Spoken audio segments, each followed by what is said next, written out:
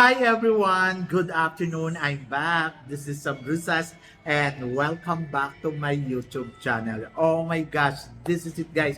Pag-uusapan natin ngayon, saan nga ba sila magkakatalo? Kung sino to at ano to, yan ang tatalakayin natin ngayon. But before anything else, hello Philippines and hello beautiful people, mabuhay. Kamusta kayong lahat? Sana lahat po kayo ay okay at safe ngayong araw na ito. At syempre sa lahat naman ng mga bago nating subscribers dyan, hello po sa inyo lahat. Maraming salamat guys sa pag-subscribe ninyo syempre dito sa channel ko. At syempre sa lahat naman na makasolid na makamamasam dyan na laging sumusuporta dito araw-araw, lagi-lagi. Maraming salamat guys sa inyong lahat.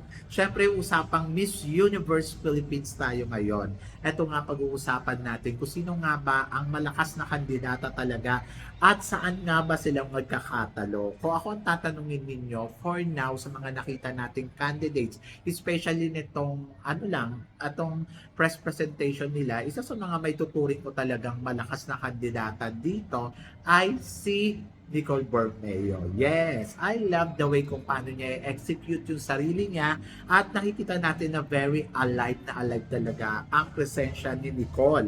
Pero ang tanong ko, yung pinapakita ba niya ay talaga nga bang pang Miss Universe attack nga ba yun? So, eto nga ba ang magdadala sa kanya para sa corona ng Miss Universe? So, alam natin si Nicole na talagang isa siya sa mga matalinong kandidata na pinadala natin in terms of national pageant at saka sa international stage. Nakita naman natin nung lumaban to ng Miss International, talagang pinahanga niya tayo sa ipinakita niyang energy, pinakita niyang galing, pinakita niyang performance. Talagang wala akong masabi. Masasabi ko na talagang aasahan mo na magtatrabaho talaga siya. Hindi ganun kabongga dahil hindi naman siyang nanalo doon, pero nandoon na talagang masasabi mo in fairness sa kanya. Pero kasi itong Miss Universe Philippines, panibagong challenge to sa kanya. Kasi syempre, iba yung binibining Pilipinas, iba yung Miss Universe Philippines. Talino, wala akong problema kasi matalino naman talaga ang Nicole Borromeo. Pero yung galawan, ayun, so medyo marami nagsasabi na kumalamya yan. Pero sa nakikita naman natin ngayon, medyo nag-transform naman siya. Mas nakita natin na parang mas alive siya, di ba? So, yon. And then, yung ipinapakita niyang alive, ayun, hindi ko alam kung tama ba or hindi. Kasi, syempre, nandoon siya na gusto niya ipakita yung natural na siya. Pero nandoon kasi na parang ganito ba talaga ang galawan ng isang Miss Universe, di ba? So, syempre, Miss Universe ang kinukuha mo dito. And then, talagang masasabi ko, dapat galawang Miss Universe ka. Paano ba maging galawan ng Miss Universe? Ayun yung dapat matutunan ng mga candidates kung paano nga ba sila gagalaw. Yung tipo, hindi sila nagsasalita, pero nakikita mo sa galaw nila na parang, wow, pang Miss Universe na to. Ganon. Dapat maalakatriona gray ang galawan mo. So, yan. But, makukonsider ko ngayong taon na to na si Nicole Borromeo ang isa sa mga malakas na kandidata at pwedeng kumuha ng corona ng Miss Universe Philippines. Hindi imposible yun kasi matalino din naman talaga ang Nicole Borromeo. Once na makarating yan sa top 5, ay nako promise, marunong kumuda yan at hindi ako magugulat. Di ba? Talagang aariba yan. Papalo yan. E-eksena yan. So, yun. And then, let's see kung ano nga ba ang ipapakita, kung ano nga ba ang magiging eksena. So, syempre looking forward ako kung ano nga ba ang gown na gagamitin niya, ano nga bang execute na ipapakita niya, at syempre pagdating sa closed door interview, babanat nga ba talaga ito ng bonggang-bonggang kasi matalino naman talaga ang Nicole Borromeo. But let's see. So, good luck kay Nicole and I wish all the best. Talagang sabi ko nga, iba ang Nicole Borromeo ngayon. Mas nakikita ko na mas, alam mo yon, yung presensya niya mas alive, di ba? And then, pagdating naman sa pambato ng La Union, my gosh, ngayon pa lang talagang masasabi ko, ay nako, binibigay niya na ang performance na pang-international laban. Yung tipong 'pag siya yung nanalo hindi ka kakabahan dahil alam mong magpe-prepared siya.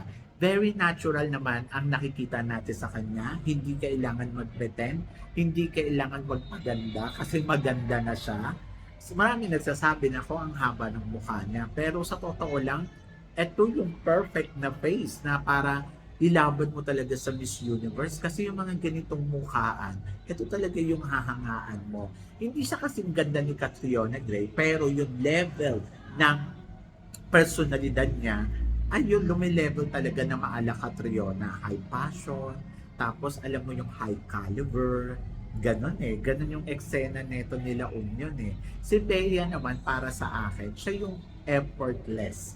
At yung galawan na ibinibigay niya dito, tipong madaling makita na ay ito ang Miss Universe. Oho, ganon. Madali siyang tatatak sa'yo eh. Sabi ko nga, si Bea, kahit sabihin pa natin yung ibang tao, ayawan siya. Pag once na nakita to, naggumalaw sa entablado, kahit sabihin mo pa ang daming magaganda, ang daming malalakas, hindi naman bobo ang mga magiging kurado. Di ba?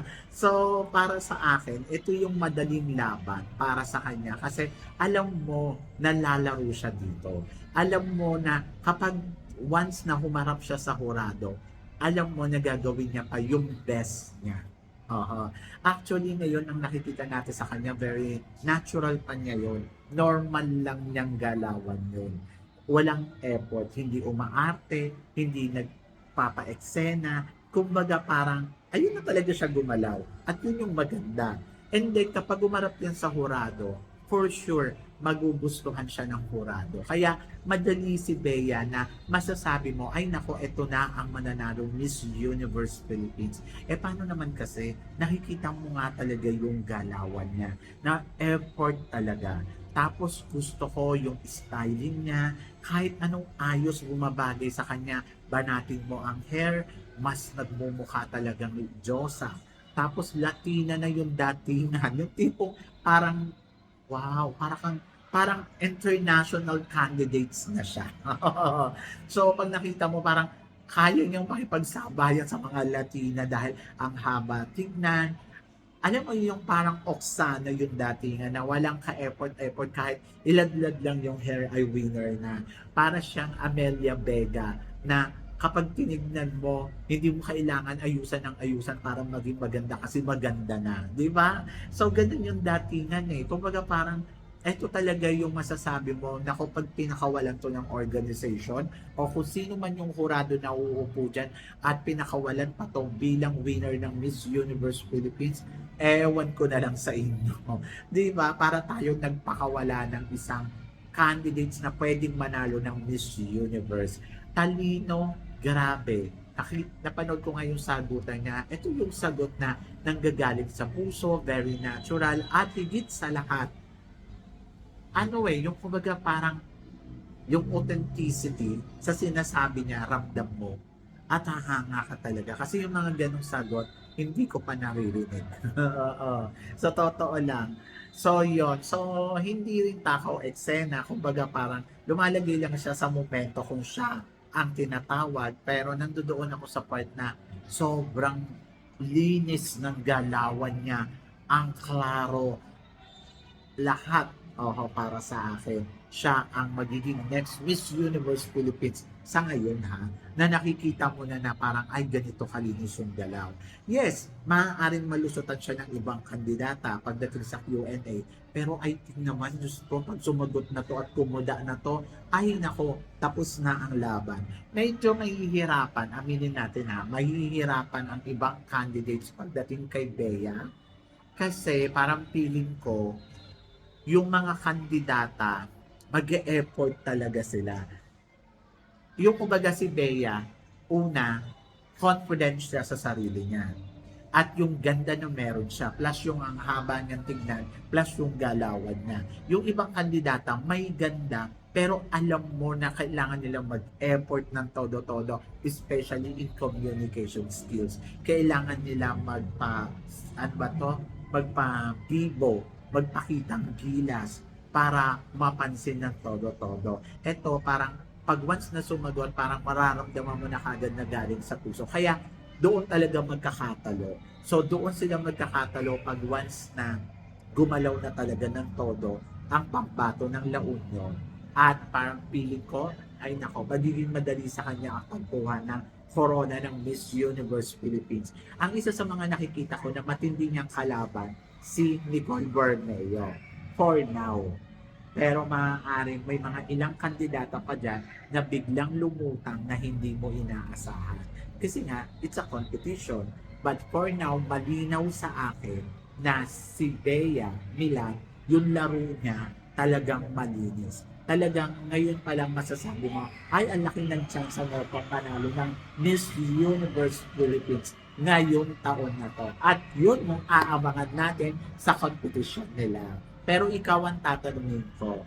So tingin ninyo, saan na ba magkakatalo kung sakaling magla-last two standing si Nicole Bermeo at saka si Bea Milan dito sa competition ng Miss Universe Philippines. So please i-comment below mo para at least malaman ko naman kung ano naman ang chika mo dito sa mga tinatalakay natin. Syempre maraming salamat sa inyong lahat sa support at pagmamahal na binibigay ninyo syempre dito sa channel ko. At sa mga hindi pa nakaka-subscribe, please don't forget to click like and subscribe my channel. At i-click nyo na rin po ang notification bell to more updated syempre sa aking mga chika. Sabi ng gano'n, always keep smiling and laban lang. So guys, hanggang dito na lang. Hanggang sa muli nating chikahan. See you tomorrow. Thank you guys.